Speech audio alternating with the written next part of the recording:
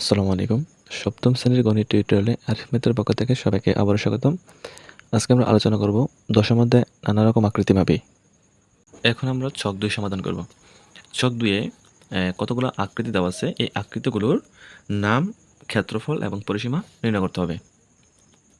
এখানে প্রথম যে আকৃতিটি দেওয়া আছে সেটা হচ্ছে যে প্রস্থ W, দৈর্ঘ্য L।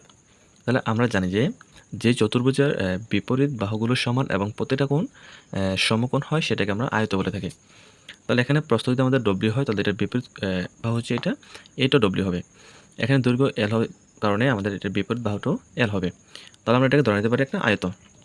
আর আয়তের ক্ষেত্রফল নির্ণয় করার সূত্র হচ্ছে দৈর্ঘ্য গুণ প্রস্থ বর্গ একক। তাহলে আমাদের এখানে দৈর্ঘ্য দেওয়া আছে L, প্রস্থ দেওয়া আছে W। তাহলে আমরা L ইন্টু W লিখে নিলাম। আর L W গুণ করলে আমাদের L এবং W থাকতেছে, এখানে কোনো ভিন্নতা আসবে না, কারণ এই দুইটা হচ্ছে আমাদের এখানে চলক। এবং পরিসীমার সূত্র হচ্ছে গিয়া 2 গুণ দৈর্ঘ্য যোগ প্রস্থ। তাহলে আমাদের দৈর্ঘ্য হচ্ছে L আর প্রস্থ হচ্ছে W, যেটা আমাদের চিত্রে দেওয়া ছিল। তো চিত্র যে আমরা এখানে মানগুলো বসিয়ে নিলাম। তাহলে আমাদের 2 এর 2, দৈর্ঘ্য হচ্ছে L, প্রস্থ হচ্ছে W। এখানে এই 2 এর সাথে এই L প্লাস W গুণ অবস্থা আছে। এই গুণ অবস্থার কারণে আমরা এই 2 দ্বারা L কে গুণ করেছি 2L, প্লাস আর প্লাস, আর 2 দ্বারা W কে গুণ করেছি 2W একক। এটা হচ্ছে আমাদের আয়তের পরিসীমা। তারপরে যে আকৃতিটি দেওয়া আছে সেটা হচ্ছে যে আমাদের একটা দৈর্ঘ্য দেওয়া আছে L। তাহলে আমরা জানি যে চতুর্ভুজের 4টি বাহু পরস্পর সমান এবং প্রতিটা কোণ সমকোণ হয় সেটা হচ্ছে বর্গ। তো যেহেতু আমাদের এখানে যে কোনো একটা বাহুর মান দেওয়া আছে, সেহেতু আমরা এই 4টা বাহুর মান একই ধরে নেব। আর বর্গের ক্ষেত্রেও সূত্র হচ্ছে যে এক বাহুর দৈর্ঘ্য স্কোয়ার অথবা এক বাহুর দৈর্ঘ্য গুণ এক বাহুর দৈর্ঘ্য। তো এই এক বাহুর দৈর্ঘ্য স্কোয়ারকে আমরা এখানে লিখতে পারি যে L স্কোয়ার, কারণ আমাদের দৈর্ঘ্য এখানে দেওয়া আছে L। এখানে দৈর্ঘ্য L হওয়ার কারণে আমরা এখানে L স্কোয়ার দিয়ে দিয়েছি। আর পরিসীমা বা পরিধি সূত্র হচ্ছে গিয়া 4 গুণ এক বাহুর দৈর্ঘ্য। তো এখানে 4টা বাহু সমান, 4টা বাহু সমান হওয়ার কারণে, আর পরিধি বলতে আমরা বুঝি যে একটা চতুর্ভুজের বা যে কোনো আকৃতির হোক না কেন এটার বাহুগুলোর যোগফল। তাহলে আমাদের এখানে বাহু হচ্ছে 1টা, 2টা, 3টা, 4টা। এই জন্য আমরা 4 গুণ এক বাহুর দৈর্ঘ্য দিয়ে দিয়েছি। তাহলে 4 আর এক বাহুর দৈর্ঘ্য হচ্ছে আমাদের এখানে L। এই কারণে আমরা এখানে L লিখে নিচ্ছি। অথবা এটাকে আমরা একটু অন্যভাবে লিখতে পারি, যেহেতু আমরা জানি যে পরিসীমা হচ্ছে যে 4টা বাহুর মানে যতটা বাহু থাকবে সবগুলো বাহুর যোগফল। তো আমাদের একটা বাহু যদি L হয় তাহলে বাকিগুলো সবগুলো L হবে, কারণ এটা হচ্ছে একটা বর্গ। তো আমাদের বর্গের 4টা বাহু, এই জন্য আমরা 4টা L যোগ করে নিতে পারি। তাহলে 1টা, 2টা, 3টা, 4টা L, কারণ আমরা সরাসরি 4L লিখে নিতে পারি। আমরা এইভাবেও লিখতে পারি, অথবা 4 গুণ এক বাহুর দৈর্ঘ্য একক এভাবেও আমরা লিখতে পারি। দুইটাই হবে, সমস্যা নেই। তারপরে যেটা দেওয়া আছে একটা ত্রিভুজ। আমি দেখতে বুঝতে পারছি যে 3টা বাহু এটার মধ্যে দেওয়া আছে। এই 3টা বাহুর মধ্যে আমাদের ভূমি হচ্ছে B, ভূমি B দেওয়া আছে এবং এটা উচ্চতা হচ্ছে আমাদের H। এখানে আমার জায়গা দরকার না বিধায় আমি এখানে উচ্চতা লিখি নেই, এই বইয়ে উচ্চতা দেওয়া আছে। তো এখানে এটা আমরা ত্রিভুজ আকৃতির নাম হচ্ছে একটা ত্রিভুজ। আর ত্রিভুজের ক্ষেত্রফলের সূত্র হচ্ছে গিয়া হাফ ইন্টু ভূমি ইন্টু উচ্চতা বর্গ একক। তাহলে আমাদের সূত্রের হাফ লিখে নিলাম। আমাদের ভূমি হচ্ছে এখানে B আর উচ্চতা হচ্ছে আমাদের এখানে H। তাহলে আমরা ভূমি B, উচ্চতা H থেকে লিখে নিলাম।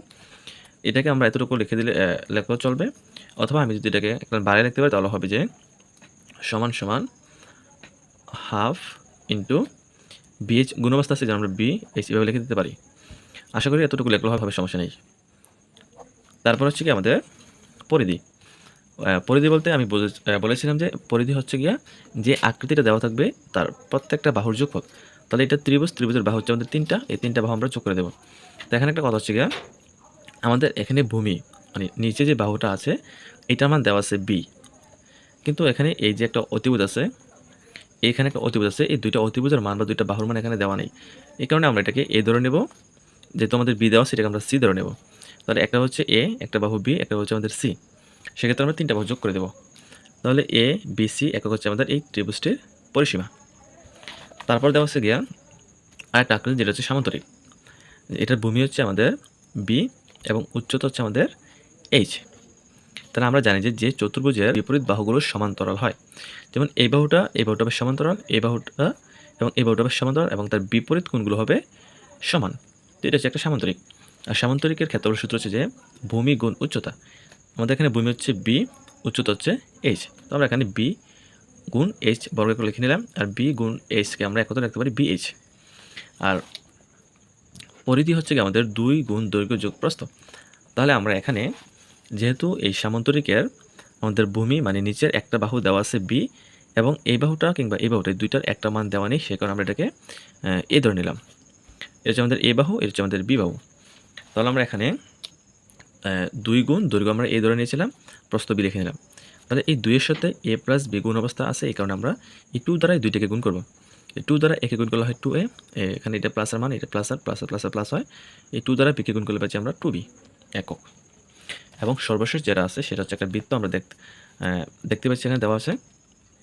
এই বৃত্তের কেন্দ্র থেকে পরিধি পর্যন্ত যে একটা রেখা থাকে সেটাকে আমরা ব্যাসার্ধ বলে থাকি, আর সম্পূর্ণ থাকলে বলে আমরা ব্যাস।